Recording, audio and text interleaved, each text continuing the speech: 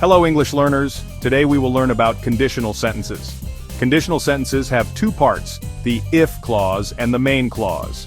The if clause states a condition and the main clause states a result. The result depends on the condition. Think of it like this.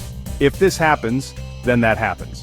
Conditional sentences are important because they help us express causes and effects. We use them to talk about possibilities, plans, and imaginations. There are four main types: type 0, type 1, type 2, and type 3. Each type talks about different situations, true, possible, or imaginary. We will learn each type step by step. Do not worry, it will be clear. You can learn them all. Now let's learn about type 0 conditionals. We use type 0 for general truths and facts, for example, scientific facts and habits. If one thing happens, another always happens. The structure for type 0 is simple: if plus present simple, present simple. Both parts use the present simple to show it is always true. Let's look at some examples. If you heat ice, it melts. Heating ice is the condition, and melting is the result. This is a scientific fact. Another example: if it rains, the ground gets wet. Raining is the condition, and the ground getting wet is the result. This is also always true. Plants die if they do not get water. This is a biological fact. Notice if can be in the middle. If I am late for school, my teacher is not happy. This talks about a general situation. The result is always the same. Type 0 helps us state these truths. Next, we will study type 1 conditionals. We use type 1 for real situations that are possible in the present or future. These are not imaginary situations, they are based on real possibilities. The structure for type 1 is if plus present simple, will plus base verb. This shows a possible future result. Let's see some examples. If it rains tomorrow, I will stay home. It rains tomorrow is the condition, and I will stay home is the possible future result. Another example. If I study hard, I will pass the exam. Studying hard is the condition, and passing the exam is the possible future result. Here are some more examples. She will be sad if you leave. The if clause is if you leave, and the result is she will be sad. Another one. If we hurry, we will catch the bus.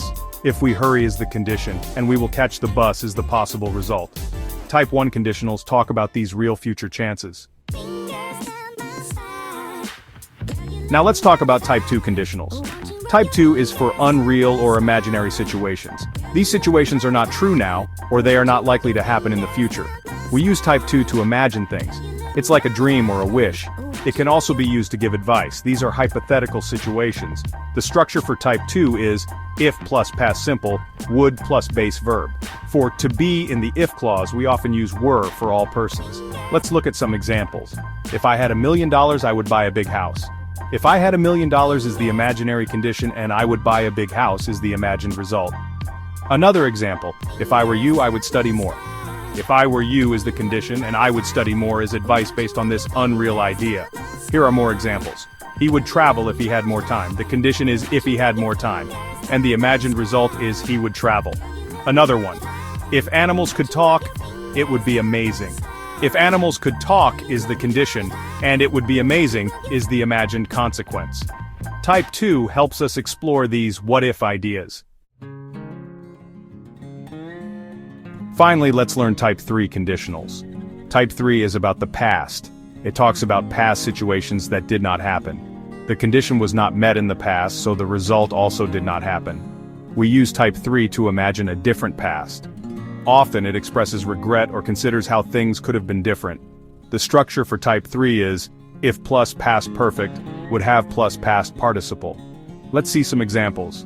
If I had studied harder, I would have passed the exam. If I had studied harder is the unreal past condition, and I would have passed the exam is the imagined past result. Another example. She would have come if you had invited her. The condition is if you had invited her, and the imagined result is she would have come. Let's review all types quickly now.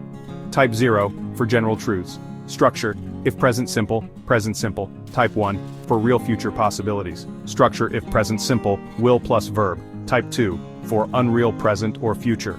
Structure, if past simple, would plus verb. Type 3, for unreal past. Structure, if past perfect, would have plus past participle. Practice them. You're doing a great job learning. Keep practicing conditional sentences. They will make your English much better. Good luck with your studies.